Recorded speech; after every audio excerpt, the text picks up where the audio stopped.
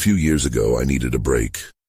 I took some time off from work, wanting to reconnect with nature after a crazy project. Camping in the Appalachian Mountains sounded perfect. I wasn't a pro, but I had enough experience to get by. I thought a few days in the mountains would help me find some peace. I set up my tent near a quiet lake. The sun was setting and everything felt calm. I made a fire and sat there, feeling the warmth wrap around me. I listened to the sounds of the forest. It was peaceful at first. But then I heard something. It sounded like giggling. I figured it was just other campers, maybe kids playing nearby. Still, the laughter felt strange. I shook it off and went to sleep. I woke up around midnight. The giggling was closer now, somehow echoing through the trees. My heart started racing. I wasn't sure if I should check it out, so I just listened. The laughter danced on the edge of the night. I felt ridiculous lying there, but I couldn't shake it. I tried to go back to sleep, but the laughter stayed in my mind. The next day I went hiking.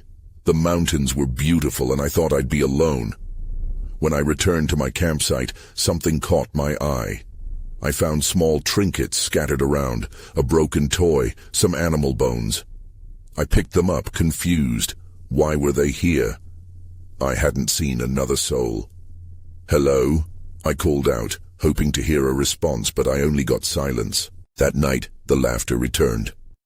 It was louder, almost taunting me now. I sat by the fire, my hands shaking a little. I thought I saw shadows moving between the trees. My gut told me something wasn't right, but I pushed the feeling down. I tried to convince myself I was just being paranoid. Each night I felt more watched. It was like there were eyes on me. Every time I turned, nothing was there. I didn't sleep well. The last night came, and I was ready to leave. A weight seemed to pull at me, and I felt this strange urge to find out what was out there. Just before dawn, I heard it again. The laughter. It was loud, filling the air with a chilling echo. I bolted upright. I didn't know what to do. "Is someone there?" I called out. I didn't expect an answer, but I got one. A whisper cut through the darkness. My blood ran cold. Then I saw a figure just standing there watching me. Fear froze me in place. I turned my head trying to see better, but when I looked back, it was gone. Just gone. I packed my things fast, my heart racing. I didn't look back as I left the campsite. Even now, I still wonder what I really saw in those mountains. I've never forgotten it. The laughter still echoes in my mind. I can't shake that feeling of being watched. Each time I think about it, I feel that same chill as I did that night. I don't know if it was real or just in my head, but it still terrifies me. When I got home, I thought I would finally feel safe. I unpacked my gear, but the memories lingered like a bad smell. I wanted to forget everything and move on, but the laughter followed me. I began hearing it in the quiet moments, when I thought I was alone. It was unsettling but easy to dismiss. Until one evening, I decided to go for a drive to clear my head. I took a back road, winding through more stretches of woods. It was beautiful, but it opened something up inside me. I found myself looking at every shadow, every rustle. The sun was setting fast. I parked the car for a moment to take a deep breath. Then I saw it, a flicker of movement in the trees. I squinted, trying to make it out. It didn't look like an animal. It was small and quick, darting between the trunks. Panic gripped me as it reminded me of that figure from the mountains. I got back in my car and locked the doors. I decided to leave quickly, but the feeling of being watched returned. It crept up my spine as I drove away. A few days later, I met with an old friend who had also hiked in the Appalachians. I needed to talk about my experience. Maybe it would clear my mind. Over coffee, I shared the story about the laughter and the figure in the woods. He listened, eyes wide. "Weird things happen in those mountains," he said, leaning in. "You ever hear about the stories?" "What stories?" I hadn't heard anything. He told me about local legends, tales of ghosts and spirits playing pranks on unwary campers. I felt foolish for not knowing. They say the spirits get restless at night, he continued, and some kids used to camp out there before they vanished years ago. My stomach dropped. It was just like what I experienced. What happened to them? I asked, my voice barely a whisper. Some say they still roam the woods, playing games with anyone who dares enter. His words sent chills down my back. I couldn't shake the feeling. This had to be connected. Could that laughter have been them? I felt nauseous thinking about it. I tried to laugh it off, but it was a weak attempt. Leaving the cafe, I felt a sudden urge to return to the mountains. Maybe answers awaited me there. The night of the full moon was approaching. An old saying floated to the front of my mind. It's when spirits are strongest. I just had to know more. The day I decided to return, I packed carefully. I brought a flashlight and my phone as a lifeline. It felt like I was heading into a nightmare, but I couldn't ignore the pull. As I made my way back to that same spot, the memories of fear and confusion crashed into me. When I arrived at the campsite, it was eerily quiet. The only sound was the faint rustle of leaves. But then, as I set up my tent, I heard it again. The laughter. It was different this time, echoing from the trees. It was real, not a figment of my imagination. I froze, every hair standing on end. The echo bounced around me, filling my chest with dread. I turned slowly, looking for the source. That's when I saw it, a flicker of movement again. A shadow darted between the trees just like before. My heart raced as the giggles grew louder, now mixed with whispers. I took a step back, ready to flee. But a sudden thought stopped me. What if I faced this? What if I turned the tables? Before I could think further, I whispered back, uncertain. Is someone there? Silence fell. Then came a response, softer but clearer. Play with us. I took a deep breath, gripping my flashlight. I stepped closer to the tree line, and the shadows danced just beyond my reach. I don't know why I kept going forward, curiosity overpowering my fear. What would happen next? Only time would tell. I stepped into the shadows, heart pounding against my chest.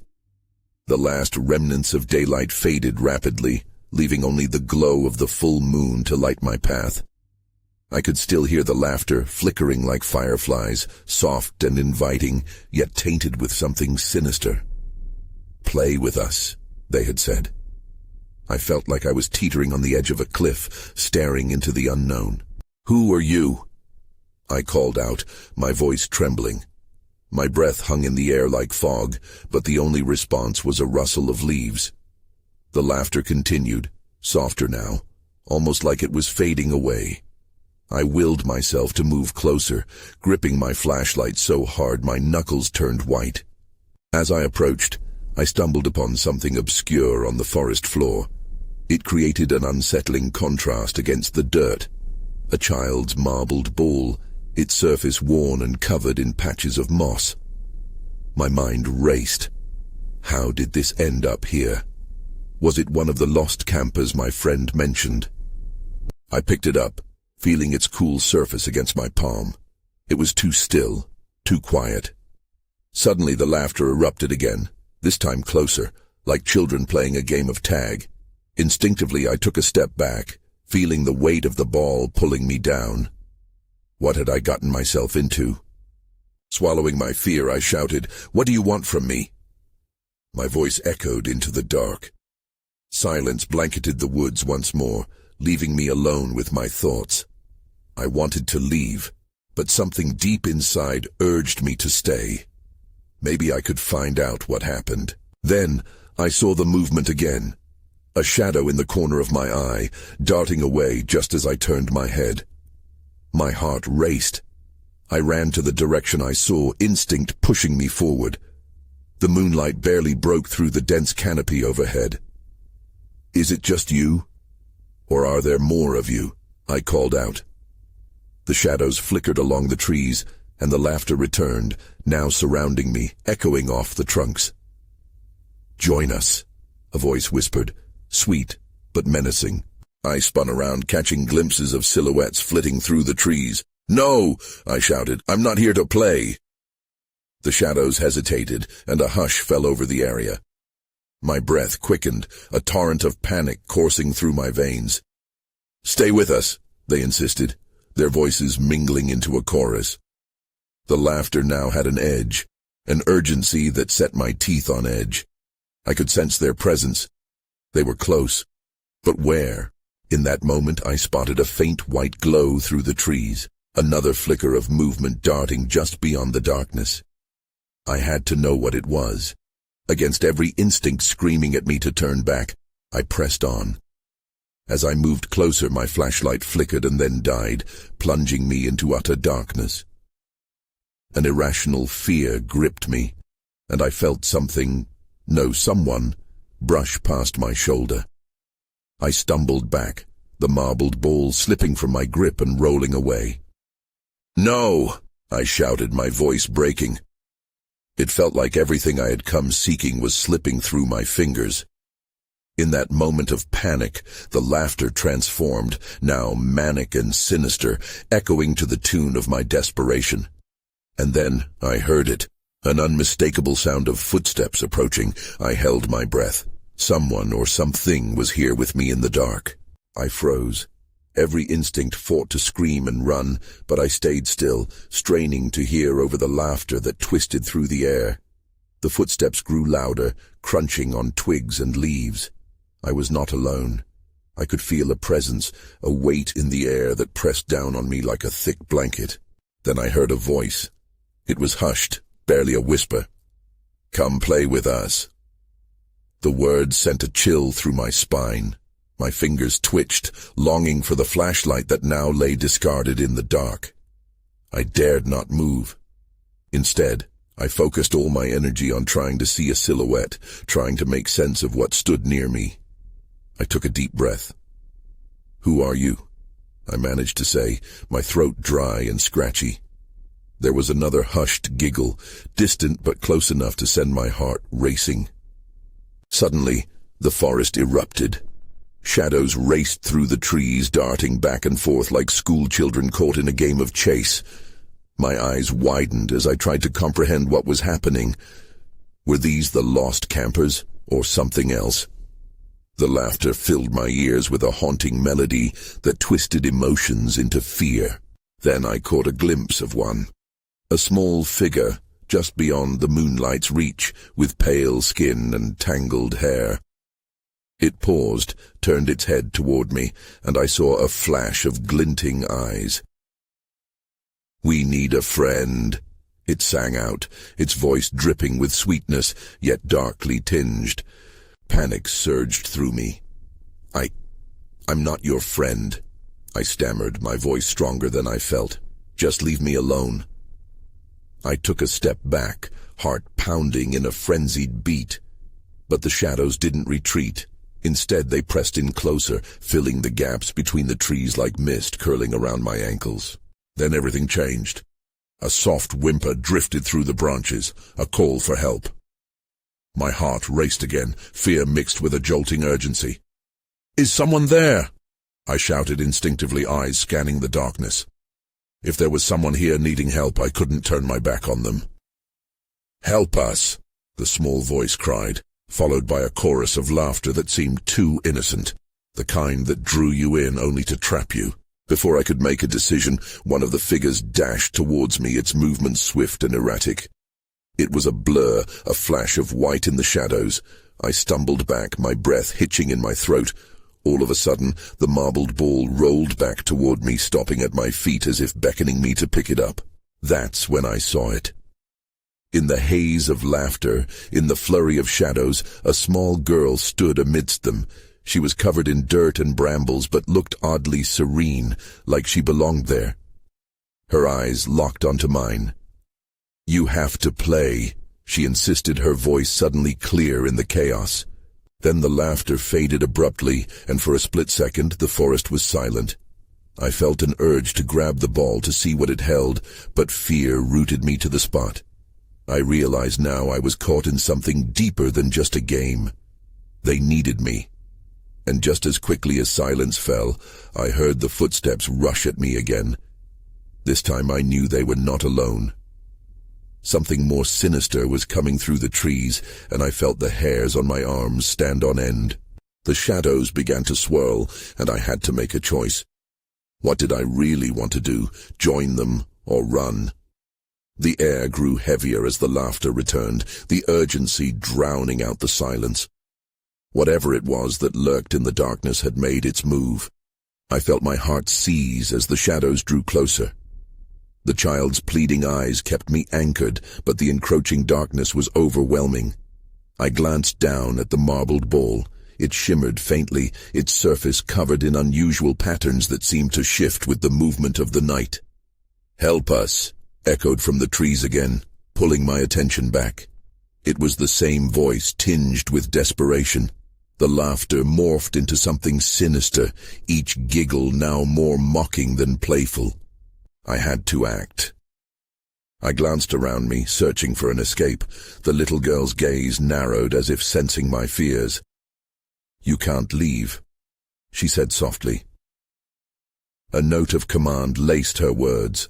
The shadows continued to shift, forming shapes that made me question how many of them were out there, lurking just beyond my sight. "No!" I yelled, more defiantly than I felt. I took a step back, determined to break free from the heavy grasp of those unseen eyes.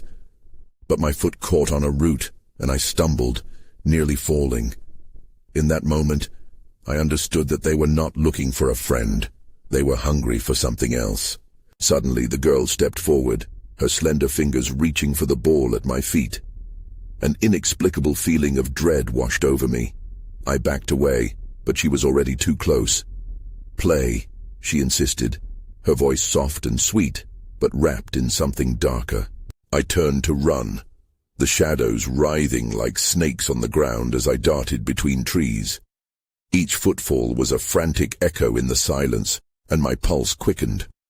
I tore through the wooded path, branches slapping against my arms, leaves crunching beneath my feet. Paranoia buzzed in my skull, drumming in time to my racing heart. Glancing over my shoulder, I caught a movement. They were chasing me. Figures flitted between the trees, their laughter ringing out in taunted glee. The woods felt alive, alive with thirst and hunger, their shadows celebrating my panic. I stumbled into a clearing, panting and desperate to find a way out. But what I found was worse. In the center of the clearing lay a small campfire still smoldering, its embers glowing faintly. Surrounding it were the scattered belongings of missing campers. A ripped backpack, a tattered hat, a child's shoe. My stomach turned. This was no ordinary game. The realization hit me like a brick. They never played fair. They played to win. From the trees, the little girl appeared again, flanked by more figures, their faces twisted into unsettling smiles. "You shouldn't have run," she chimed, her sing-song voice cutting through the chill of the air. "Now you can't escape." I looked for an exit, but they encircled me in a wall of shadows. "What do you want?" I gasped, panic threatening to constrict my throat. "Just to play," they chorused, and I felt the ground tremble as the shadows seemed to pulse with their sinister joy. I had only moments to decide. The marbled ball lay just a few feet from me, glinting in the dim light. If I ran to it, perhaps I could understand this sick game before it consumed me. But would picking it up mean joining them, or was it the key to breaking their hold? My hands trembled as I weighed my choices. And with little time left, I reached for the ball. The moment my fingers grazed it, everything went cold. The shadows surged toward me, and I braced myself for whatever came next. The moment I made contact with the ball, a chill shot through my veins, sharper than any winter frost. A sensation like static electricity crackled at my fingertips. The laughter around me grew louder, more manic, as if the shadows had fed off my fear. The world spun, colors dimmed, and I was yanked into a whirlwind of darkness. I gasped as I found myself not in the clearing anymore, but in a vast, surreal space that seemed to stretch infinitely in all directions. The trees and shadows faded into a wavy haze, replaced by swirling colors that twisted and bent like reality itself was off-kilter. I stumbled, disoriented. The faces of the figures surrounded me warped and nightmarish, their features blurred and morphing. They laughed, their voices a chorus of distorted echoes. "Welcome to our game," shrieked the little girl, her eyes now unnaturally bright, as if lit from within. "Now you'll play with us." Play? What kind of game was this? The shadows danced around me, taunting and swirling in chaotic patterns. I had to find a way back. Panic clawed at my throat as I took a step back, scanning my surroundings for something, anything, that resembled an exit. Then I noticed something in the distance. Amid the swirling chaos, there was a faint glow, like a lantern flickering in the dark. As I moved toward it, the shadows seemed to push against me, sensing my determination. They hissed and jeered, their voices laced with malice. "Don't go!" they shrieked. "Stay and play!" I clenched my fists, pushing forward against the weight of the dark. The glow grew stronger, illuminating the twisted faces of those who tormented me. I could hear them mumbling, sharing secrets among themselves. One figure, taller than the rest, leaned forward, his grin wide and malevolent. "We like new players. They add excitement to the game." I shivered at the thought, but I can't let that scare me. I was close to the light, just a little further. I leapt over the clumps of shadow, feeling their cold grasp slide just past my ankles. Each movement felt like a fight against an unseen force, as if the shadows were alive, wanting to pull me back into their depths. Finally, I reached the source of the glow. It turned out to be the marbled ball I had dropped earlier. Its colors shimmered strangely, radiating warmth amid the cold void that surrounded me. As I picked it up, a wave of energy surged through me. The laughter faded momentarily, replaced by a hush that spread like ripples in water. "Play with us," the little girl pleaded, her voice softer now, almost innocent. "No!" I yelled, my voice breaking. I refuse to play your game!" The moment my words hit the air, the shadows recoiled, their laughter fading into whispers of confusion.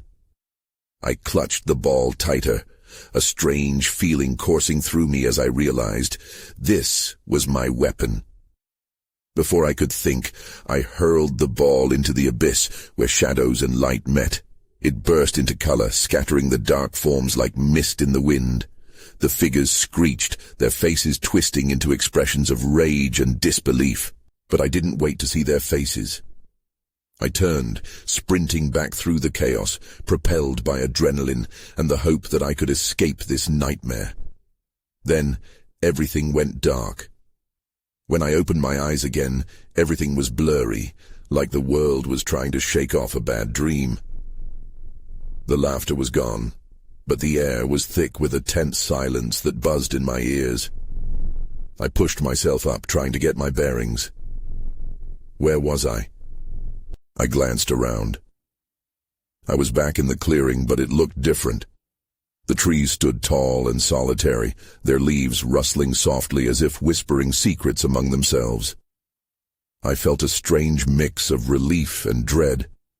Had I really escaped those lurking shadows? But something felt off. The ground felt colder beneath me, the sky above was dim, and the light seemed less vibrant. I could still sense a lingering presence, like shadows hiding in the corners of my vision. I stood up fully, heart racing. I needed to find a way out of here for good. As I stumbled forward, I noticed the marbled ball I had thrown was right at my feet. It glimmered faintly, a reminder of that chaotic place. I picked it up, unsure of what to feel. Maybe it was my chance to banish those shadows for good, or to understand why they plagued me. Before I could decide my next move, I saw a figure lurking near the trees. I froze. This one was different. A woman, pale-faced and almost luminous against the dim backdrop of the woods. "Stay away from the ball," she whispered, her voice barely above a murmur. My heart dropped. How did she know about it? "Who are you?" I stammered, instinctively clutching the ball tighter. "I'm the guardian of this place," she replied, stepping closer. Her eyes were soft but filled with an ancient sadness. "You took something that doesn't belong to you. The shadows don't play games, they're hungry." "Hunger," I echoed, uncertainty flooding me. "What do they want?" "They want you," she said simply. "They want to consume your fear." I shook my head, fighting off the panic clawing at my chest. "No, I won't let that happen." She reached toward me, her fingers brushing against the air as if she wanted to take the ball from me. "You must return it. The barriers are thin now and the game is not over. If you do not act, the shadows will come for you again." "The shadows?" I glanced around nervously. Could they really breach this space? Remembering their twisted faces and disturbing laughter made my skin crawl. I opened my mouth to protest, to say I would find another way, but the woman put a finger to her lips and gave me a warning look. "Listen, you must be clever. Do not underestimate them. The game is set. If you want to break free, you need to turn the tide." That was when I heard it. A low, menacing rumble resonated in the distance, the kind of sound that made the ground tremble beneath me. I turned, my gaze shooting toward the direction of the noise. "Run!" the woman warned, her tone urgent. I didn't need telling twice. I dashed into the thicket as branches snapped behind me. The shadows were back, swarming, their energy crackling in the air. I felt their cold breath on my neck. The woman's words were imprinted in my mind, but they barely registered above the primal instinct to survive. My heart pounded as I raced toward the rickety old shed that sat at the edge of the clearing. I had to find some kind of refuge, a place where I could figure out my next step and maybe outsmart whatever hunted me. But as I reached for the door, I froze. Something was inside. I found myself staring at a pair of glowing eyes peering back at me. A chill ran down my spine as those eyes locked onto mine. They were bright, almost hypnotic, and they seemed to pulse with energy. I hesitated, heart racing. Was this another threat? Or could it be something to help me? "Who's there?" I called out, my voice barely louder than a whisper. I hadn't expected an answer. "Come in," a low voice said, smooth and oddly reassuring. It was neither comforting nor threatening, more like a beckoning call from a friend. But this was no time to be friendly. I needed to be cautious. I pushed the door open slowly, the hinges creaking like they hadn't been touched in ages. The dim light spilling from the shed illuminated a disheveled room. Boxes lay scattered around, shelves hung askew, and dust choked the air. I took a step inside, and the eyes shifted closer, revealing a figure huddled in the corner. A man, scruffy but with an intense gaze. "Stay quiet," he said, glancing toward the darkened entrance. He seemed to know something I didn't. "They're close." "Who?" I replied, nervous energy coursing through me. "The shadows," he said with a knowing nod. He gestured for me to follow him deeper into the shed. I hesitated but understood I had little choice. The growls from outside grew louder, and I could feel a terrible presence creeping toward me. He led me to a trap door at the back of the shed. "We need to go down. It's safer there." "What? You want me to hide?" I asked, disbelief creeping into my voice. "Hide or fight, that's your choice. But this is not the time to hesitate." His eyes flickered with urgency. I could hear the shadows outside. They were closing in, their restless energy thrumming against the walls. I took a breath, glancing back toward the door. The menacing whispers echoed louder, voices swirling through my mind. I didn't want to hide, but the thought of facing the shadows terrified me. I stepped toward the trapdoor. "Okay, let's go." The man nodded approvingly, and we descended into darkness. It smelled musty and damp as he pulled the door shut behind us. "They can't get in here," he assured me, though I could still hear them scratching at the surface. The panic bubbled inside me again. What is happening? I asked, desperation creeping into my tone. Why are they after me? What do they want? The man took a deep breath. The darkness felt thicker here, almost alive. They feed on fear, specifically yours. You brought the ball, right? That's a key for them, a way to lure you back. What do you mean, lure? I whispered, sweat forming on my brow. He locked eyes with me, the intensity returning. They want you to play their game. If you refuse, they'll come for you. But if you collaborate, you may have a chance to escape. My heart sank. Collaborate? You mean let them win? He shook his head. Not win. Just navigate. This is bigger than you and me. The Guardian is right. You need to be clever. You can turn the tide, but you must be willing to take risks. Before I could respond, the walls began to vibrate, a threat building outside, and I felt those shadows pressing in closer. Get ready, he said. They're getting desperate. That was when everything went dark, the shadows snuffing out the last remnants of light. I realized I was about to face a choice, but I didn't know how to play a game I didn't understand. A loud thud resonated through the damp air, rattling my thoughts.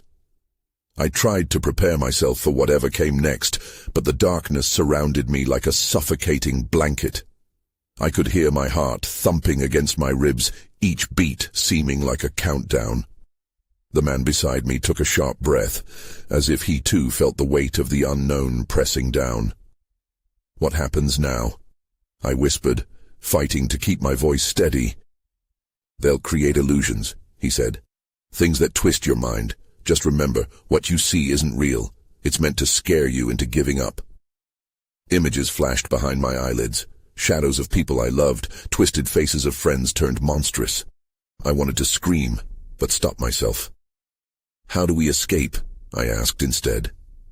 We have to find the light. It'll reveal the truth, he replied, his voice steady despite the chaos brewing around us. Follow me.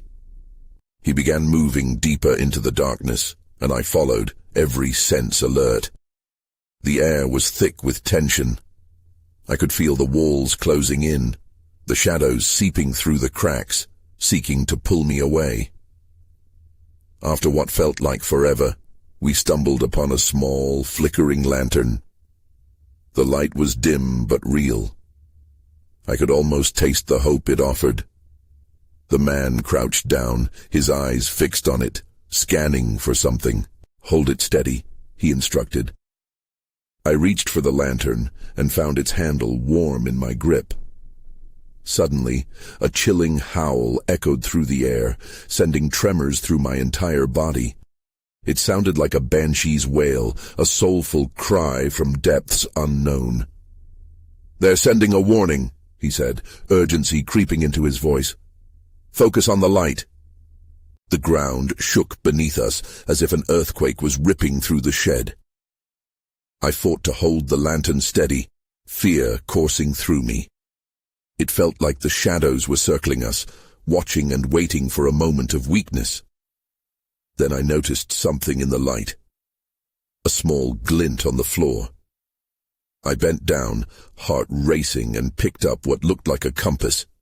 Its needle spun wildly before finally pointing towards something hidden in the shadows. What's that? I asked, holding it up for him to see. It's a locator, he explained, his eyes widening in recognition. It will lead us to the safe passage, but we must act quickly. The shadows sense it.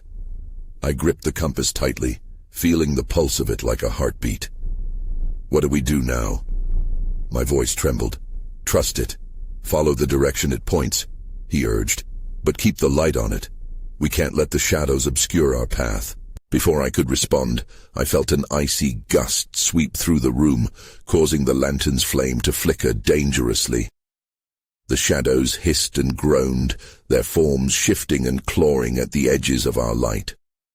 Just as I prepared to move forward, a figure emerged from the darkness behind us, its silhouette creeping closer. I gasped. The man's warning echoed in my mind, but this was not an illusion. Someone was in the shed with us. Stay back, I shouted, clutching the compass tighter. Everything came crashing down at once. I realized I wasn't just navigating a game. I was in a battle for my mind, my very essence, and whatever stepped out from the shadows was determined to claim me. I braced myself against the wall as the figure stepped closer, its features becoming clearer in the flickering lantern light. It was a shapeless mass cloaked in darkness, limbs twisted and distorted, but there was a primal familiarity to it. A part of me recognized the terror it embodied. "You shouldn't be here," it hissed, the voice garbled and laced with malice. "Get back!" I shouted again, aiming the light directly toward it, the beam cutting through the void like a knife. The figure recoiled, shadows stretching and pulling away, as if the light was searing it. The rest of the world narrowed to the quiet panic swirling inside my chest. "Now," the man urged, his voice a whisper over the cacophony of thuds echoing from outside. "We need to move." Inhaling sharply, I gathered my resolve and turned toward where the compass pointed. "Follow me," I said, pushing through the darkness, clutching the lantern with one hand and the compass in the other. The sensation of shadowy fingers trailing along my back sent bursts of chills through me, but I pressed on, the glow of the lantern a fragile shield between us and the darkness. "Watch out!" the man shouted, and I dodged instinctively as another figure flashed in front of us. The shadows were purposeful, almost sentient, trying to cut us off from our escape. They howled as they gathered around like a storm, anxiety drumming rising in my chest. "Quick, there's a path here," I called out, diving into a narrow opening where the trees seemed to thin. The darkness quivered, looming behind us as we tore through thick underbrush, the branches clawing at our skin. "Keep the light on that path," he commanded, and I held the lantern higher, flickering at the edges of where the compass pointed. I felt the shadows plotting, stitching together, eager to ensnare us in their web of dread. We broke free into an open area, dimly lit by an eerie luminescence spilling from a few ancient boulders laced with strange markings. "This is it," the man said, looking around. "The elders used these markings to trap the darkness. We're close." The shadows sped up, swirling with newfound rage. "You can't escape," they cried, voices melding into a chorus of twisted laughter as they began to flood into the clearing. "You need to play with us." "Don't listen," the man urged, but I could feel the creeping doubt. What if playing was the only way to turn the tide? "Play with us, play," the shadows sang, pulsating with a sinister energy pulling at my consciousness. "What do you want from me?" I shouted, feeling the pressure mount as the figures morphed into disordered images of my fears. Faces I once knew, twisted and warped. I had come here seeking answers for my past, but all I found was despair. "Join the game," they echoed, laughter ringing hollow in the night air. "Hold your ground," the man instructed, positioning himself between me and the encroaching darkness. "You're the key. If you're going to face this, you have to reclaim your power." His words sent a jolt through my resolve. As terrified as I still felt, something shifted within me. "You're right," I yelled, summoning courage from the depths of my essence. "I won't be your pawn." My fingers tightened around the marbled ball and compass, the energy swelling between them. The shadows halted, flickering, as though the very air had thinned. "No! That's ours!" they screeched, voices ominous and desperate. "Take it!" I yelled, casting the marbled ball into the center of the clearing. It soared through the air, glowing brighter than before. Dark energies recoiled as the ball landed, sending waves of light spiraling outward. The shadows hissed, twisting and writhing, their laughter turning to anguished yelps. I could feel their grip loosening as the light pushed against them, dispelling their forms back into the shadows. "Now, let's finish this," I cried, gripping the compass tightly, each heartbeat drumming my determination. "Together," the man shouted. We moved closer to the light, channeling our energy into it. The ancient markings pulsed like a heartbeat, illuminating the forest in vibrant bursts as the shadows began to fracture and splinter away. I could see the terrified, twisted faces of lost souls. "Let them go. Let them be free," I yelled, pouring every ounce of my will into the light. In an explosive flash, the light surged, engulfing everything. The shadows shrieked, scattering like dark smoke, swirling until with one final push from within, they imploded into nothingness. The clearing became still, the air heavy with silence. I found myself gasping, brimming with both exhaustion and exhilaration. The weight of the shadows had lifted, leaving behind only echoes of their whispers. But in the aftermath of that battle, I realized that while the shadows had been banished, something lingered in the air, a weight still pressing down on my soul. I could still sense flickers of their existence, not entirely vanquished. I turned back toward the man, but he was fading away, vanishing among the trees like a dream dissipating in dawn. His final words echoed in my mind. "The battle may be won, but the game isn't over." And as I stood alone in the clearing, the light flickering back to life in fading echoes, I couldn't shake the fear that this wasn't truly the end of my journey. The laughter still whispered at the back of my mind, a warning that though I had escaped, the game of shadows had not yet finished playing me. I took a deep breath, feeling the cool breeze wash over me, and made my way back through the forest. The path remained dark and twisted, but now I moved forward with purpose. Only time would tell what awaited me ahead, and some nights, when the wind rustled through the trees, I would wonder whether the shadows still played just beyond the edge of light.